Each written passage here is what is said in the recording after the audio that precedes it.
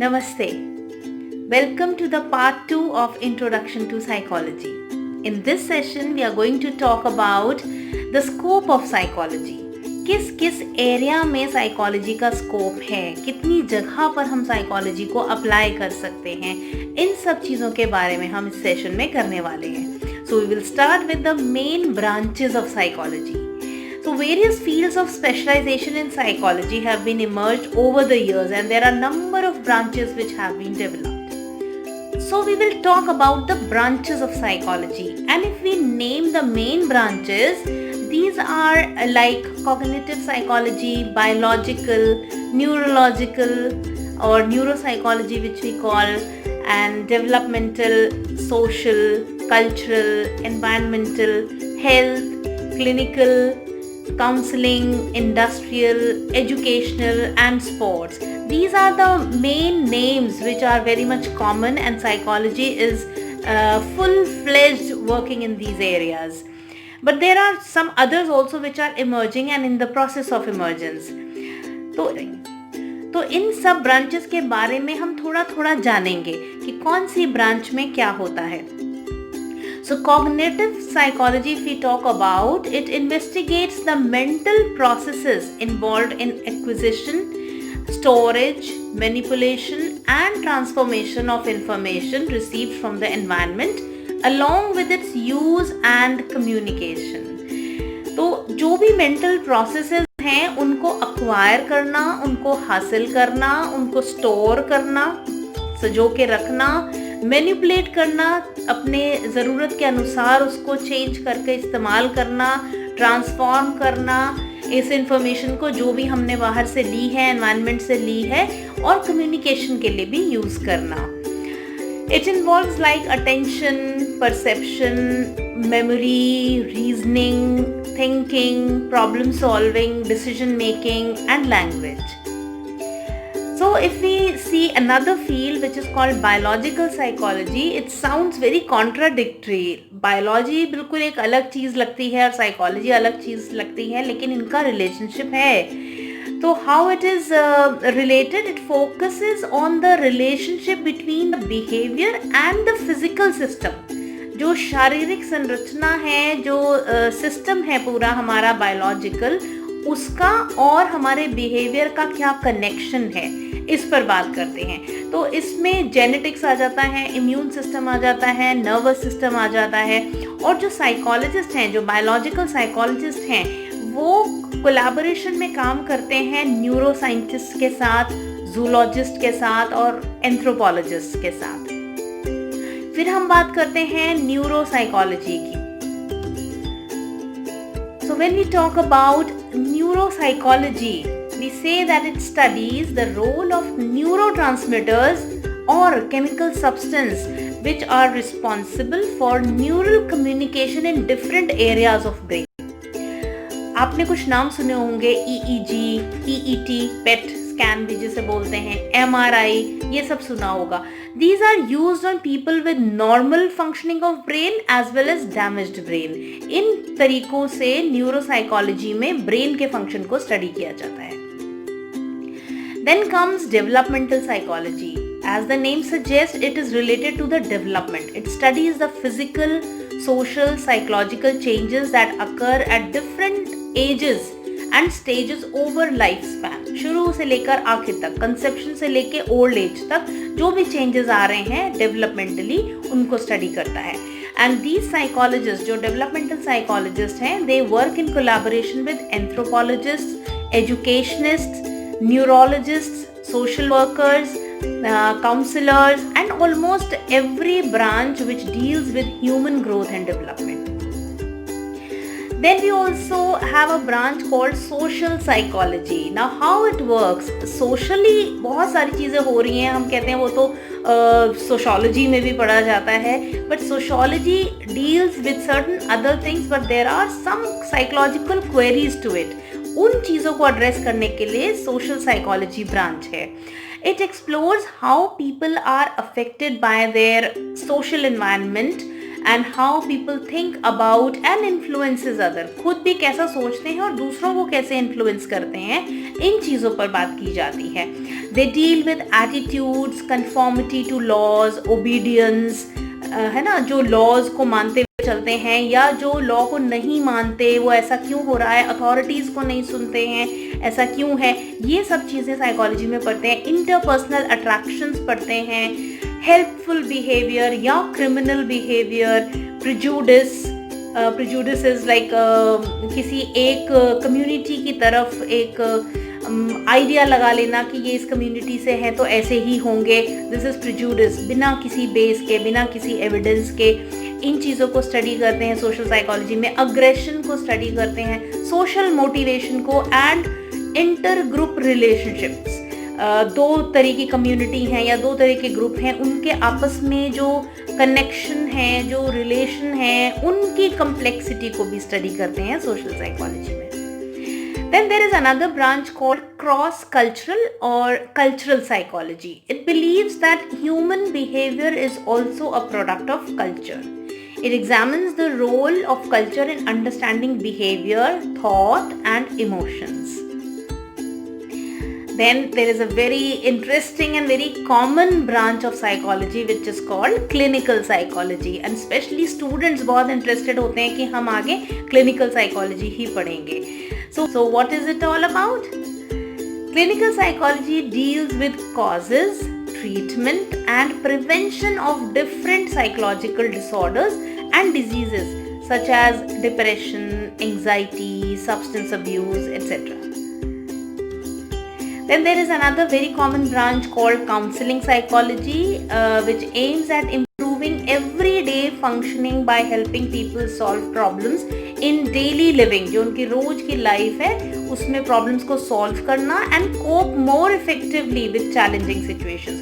कुछ भी जो डिफिकल्ट सिचुएशन आ रही है लाइफ में, उससे कोप अप कर पाना, उससे और इफेक्टिवली फाइट कर पाना, ये काउंसलिंग साइकोलॉजी के एरिया में आता है.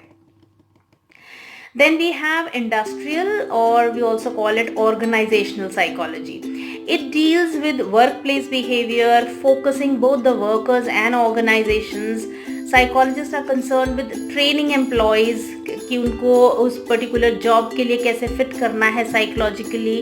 जैसे soldiers हैं, soldiers फ्रंट पे रहते हैं, बहुत ही खतरनाक सिचुएशंस में वो लड़ते हैं, उस जगह पर वो बने रहें, उनके हौसले नहीं टूटें, इसके लिए साइकोलॉजिकली उन्हें स्ट्रॉन्ग कैसे किया जाए, ये चीज़ें भी उसके अंदर आ जाती हैं. इसी तरह से कंपनीज़ में, इंडस्ट्रीज़ में कॉन्फ्लिक्ट्स होते हैं, जो एम्प्लॉयर्स हैं या जो मैनेजिंग कमेटी है और जो वर्कर्स हैं, उनके बीच में कॉन्फ्लिक्ट्स पैदा होते हैं और वो हड़ताल करते हैं, या कुछ ऐसी सिचुएशंस जो कि हैंडल करने की ज़रूरत है साइकोलॉजिकली. तो ये सारा कुछ ऑर्गेनाइजेशनल साइकोलॉजी के दायरे में आ जाता है. Then there is another branch called educational psychology. This helps develop instructional methods and materials used to train both educational and working setting. जहाँ पर काम कर रहे हैं वो भी, और एजुकेशनली क्या क्या ज़रूरत है उन चीज़ों को डील करते हैं. It involves researches on educational issues, counselling and learning problems.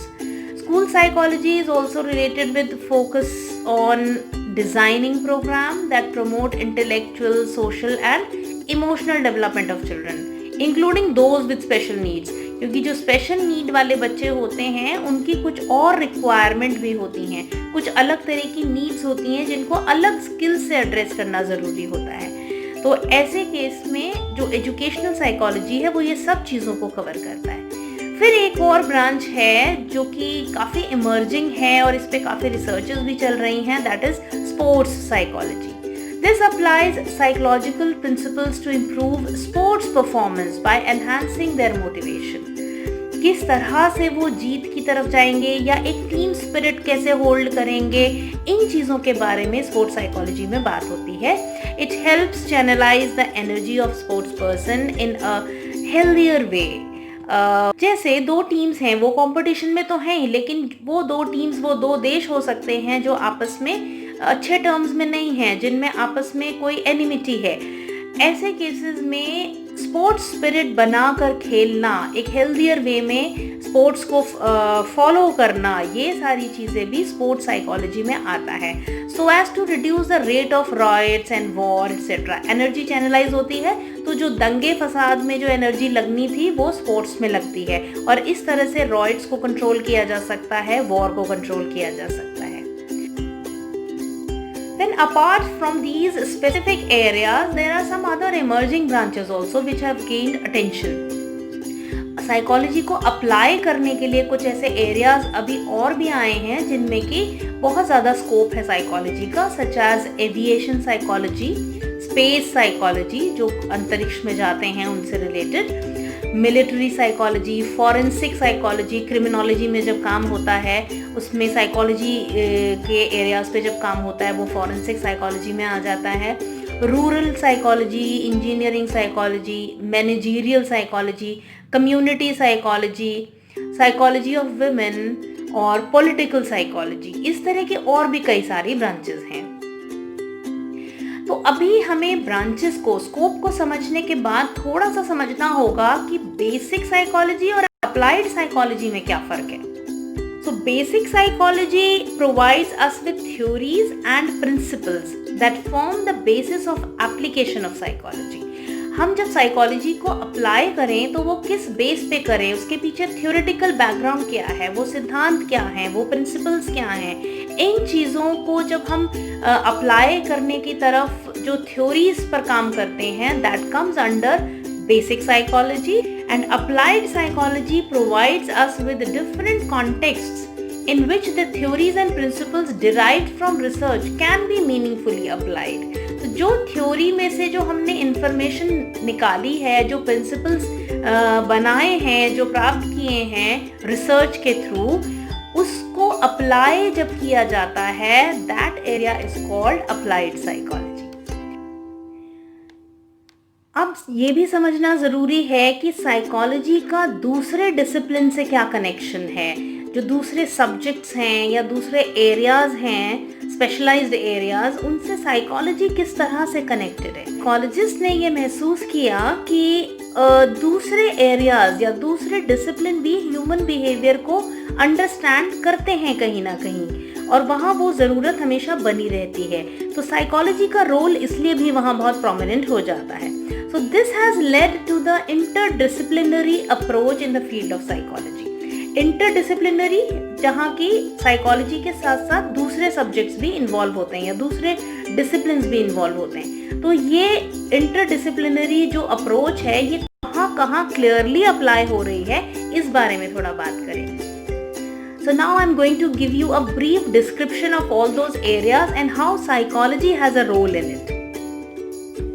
As you can see here, there are number of other disciplines like education, economics, music and fine arts, law, criminology, mass communication, sociology, agriculture and engineering, and medicine and psychiatry, computer science, philosophy, political science. ये तो कुछ main disciplines हैं जहाँ पर psychology connected है, पर इसके अलावा भी और बहुत सारी जगह हैं जहाँ पर साइकोलॉजी का कनेक्शन देखा गया है और उसका रोल बहुत इम्पॉर्टेंट है. तो इनके बारे में हम थोड़ा बात करेंगे. So first we will talk about philosophy. Wundt and other psychologists adopted an experimental approach to answer questions like what is the nature of the mind and how do humans come to know their motivations and emotions. Psychology greatly draws for philosophy about the methods of knowing the various domains of human nature. Philosophy में बहुत बात की जाती है human nature के ऊपर, लेकिन बहुत सारी ऐसी चीज़ हैं जो साइकोलॉजी के दायरे में पड़ी जाती हैं. तो यहाँ पर फिलॉसफी से सीधा कनेक्शन साइकोलॉजी का देखा जाता है. And as we have done earlier, psychology has emerged from philosophy. तो ये सबसे गहरा कनेक्शन है साइकोलॉजी का फिलॉसफी के साथ. दूसरा हम बात करते हैं मेडिसिन की. So while treating patients suffering from diseases like cancer, AIDS, or people with severe physical challenges, or handling patients in intensive care units, medicine के साथ साथ उन्हें ये महसूस हुआ कि अगर साइकोलॉजिकल इंटरवेंशन और काउंसलिंग्स का यूज किया जाए तो ज़्यादा अच्छे रिजल्ट्स देखने को मिले हैं। इसी के साथ कुछ और डिसिप्लिन्स हैं जैसे इकोनॉमिक्स, पॉलिटिकल साइंस और सोशियोलॉजी, जिनमें साइकोलॉजी का रोल देखा गया है। Psychology has contributed a great deal to study the micro level economic behaviour, particularly in understanding consumer behaviour. जो लोग सामान खरीदते हैं वो क्यों खरीदते हैं, किस तरह का सामान खरीदते हैं, लोग अपने पैसे की वैल्यू किस तरह से देते हैं, ये सारी चीज़ें साइकोलॉजी में भी पढ़ी जाती हैं। देन कंज्यूमर सेंटिमेंट्स, आप देखते हैं एडवर्टाइजमेंट्स में सेंटिमेंट्स के लेकर बहुत सारे एड्स बनाए जाते हैं इसलिए कि प्रोडक्ट बिके। देन सेविंग्स बिहेवियर, बचत कैसे करनी है, decision making. Then political science in association with psychology understands issues related to exercise of power and authority. जो लीडर है उसको अगर ये पता है कि जनता का बिहेवियर क्या होने वाला है या वो किन चीज़ों को पसंद करेंगे, किन चीज़ों को पसंद नहीं करेंगे, तो वो अपने भाषण उसी तरफ बोलेंगे।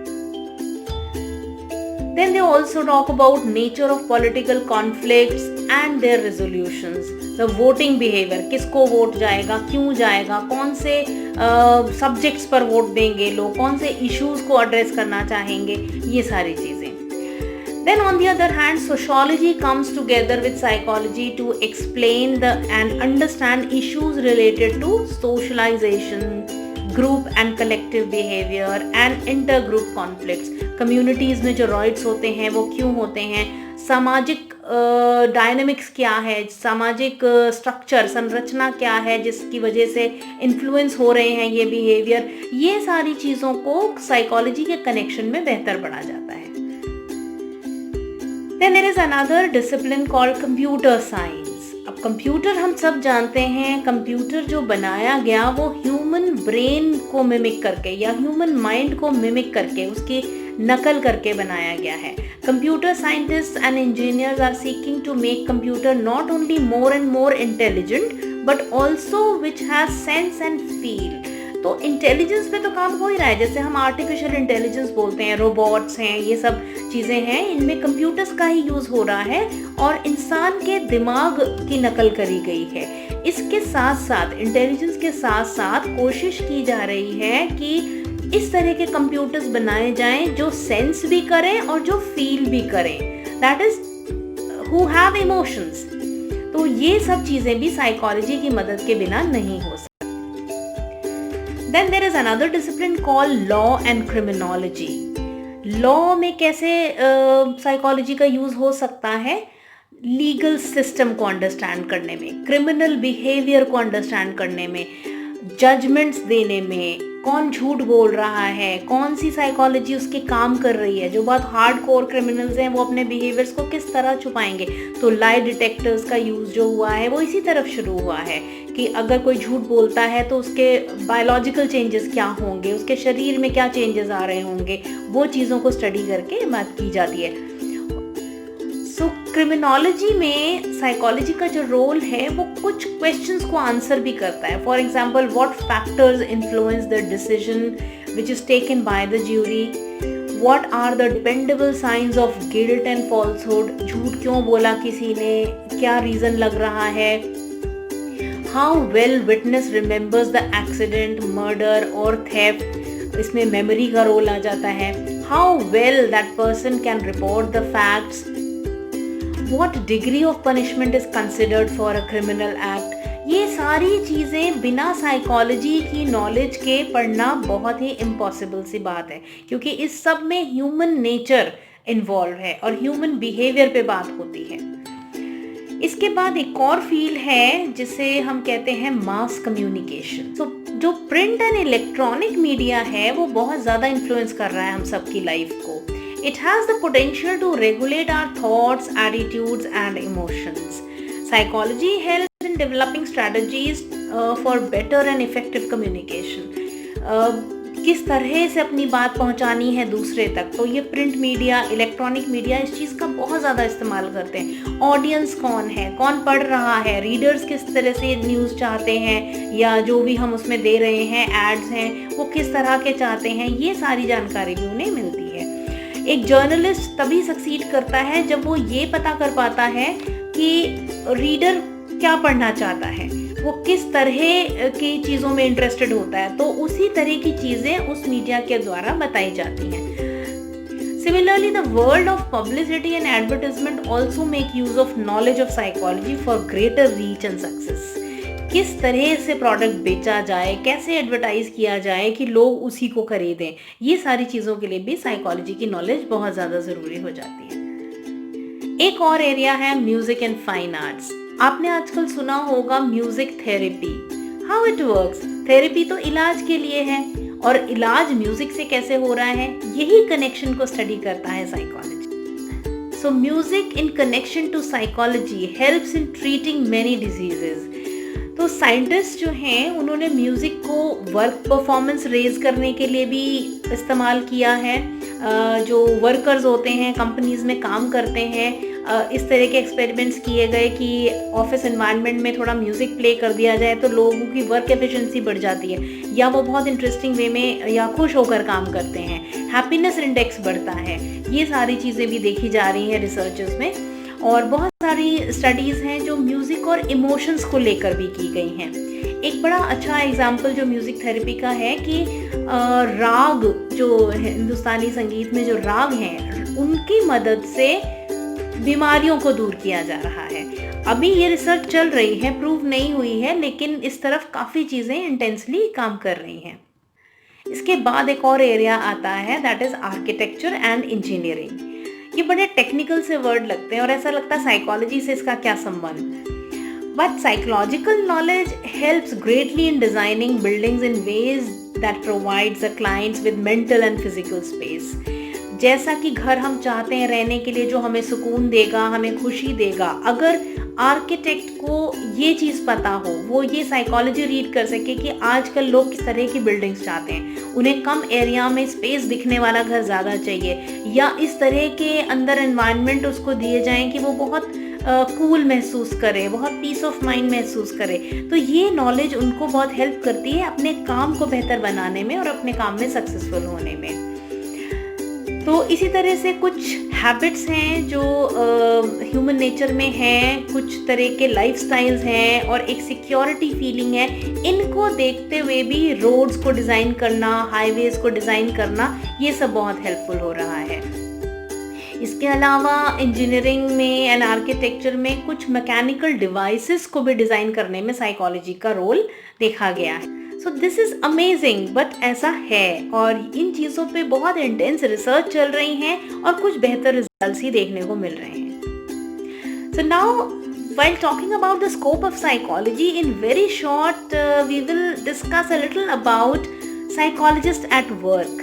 कहाँ पर वो काम करते हैं साइकोलॉजिस्ट। ये सारे फील्ड, ये एरियाज पे तो हमने बात करी, लेकिन जो स्कोप है वो किस जगह पर एंगेज होते हैं। तो एक तो वो क्लिनिकल सेटिंग्स में एंगेज होते हैं, जैसे हॉस्पिटल्स या क्लिनिक्स या प्राइवेट क्लिनिक्स होते हैं। इस तरह की जगहों पर आपको साइकोलॉजिस्ट ज़रूर मिलेगा और वहाँ होना चाहिए हर जगह पर, क्योंकि जब हम हेल्थ की बात करते हैं तो वहाँ पर साइकोलॉजी आती ही है। देन काउंसलिंग सेंटर्स, या जहाँ पर काउंसलिंग का स्कोप है, ये हॉस्पिटल्स हो सकते हैं, ये कुछ ऑर्गेनाइजेशंस हो सकती हैं, ये स्कूल्स हो सकते हैं, उन जगहों पर भी साइकोलॉजिस्ट का रोल होता है।